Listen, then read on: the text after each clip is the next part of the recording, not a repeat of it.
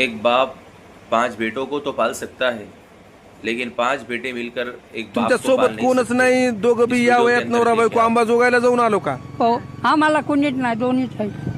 मुलं बिलं कोण नाही तर आज ते मेले, 5 आहेत पण मेले.